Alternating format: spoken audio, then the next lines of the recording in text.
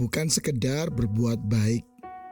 Sebab dengan matinya sebagai manusia, ia telah membatalkan hukum Taurat dengan segala perintah dan ketentuannya untuk menciptakan keduanya menjadi satu manusia baru di dalam dirinya, dan dengan itu mengadakan damai sejahtera. Efesus 2 ayat 15.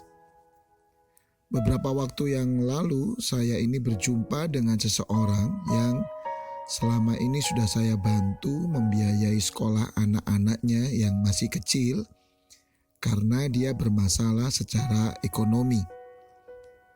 Dalam perjumpaan itu, sejujurnya saya merasa ada yang salah. Ada beberapa sikap dan perkataan yang dalam penilaian saya tidak pada tempatnya. Saat saya membawa barang yang cukup berat, tidak ada upaya darinya untuk membantu. Dan paling menjengkelkan adalah pernyataannya bahwa bantuan selama ini tidak cukup alias kurang. OMG, ini orang tidak tahu diri, tidak tahu berterima kasih, tidak tahu mengucap syukur. Sejujurnya langsung terpikir untuk tidak lagi membantunya, karena menurut penilaian saya orang ini tidak pantas untuk dibantu, dan saya yakin orang akan sependapat dengan saya. Ini adalah masalah etika, masalah budaya yang salah. Orang seharusnya tahu berterima kasih, bisa menghargai pemberian orang lain dan bisa bersyukur. Dalam kehidupan bermasyarakat, khususnya dalam persekutuan, hal-hal semacam ini sudah menjadi keharusan dan merupakan tuntutan yang wajar. Namun sebenarnya persoalan manusia di mata Tuhan, apakah hanya sebatas etika dan perilaku saja?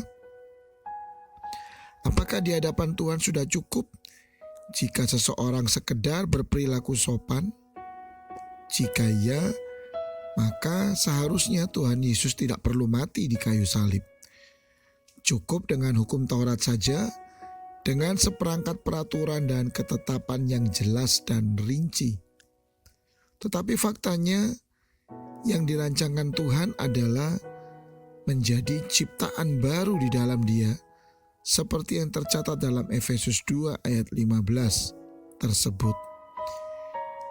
Jadi bukan sekedar menjadi manusia baik dalam pandangan mata manusia, tetapi dilahirkan kembali dalam kodrat manusia ilahi yang memahami makna kehidupan rohani.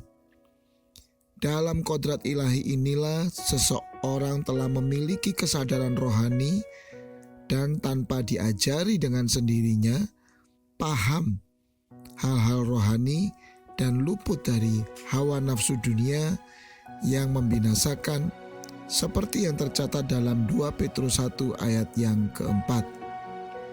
Dengan jalan itu, Ia telah menganugerahkan kepada kita janji-janji yang berharga dan yang sangat besar, supaya olehnya kamu boleh mengambil bagian dalam kodrat ilahi dan luput dari hawa nafsu duniawi yang membinasakan dunia.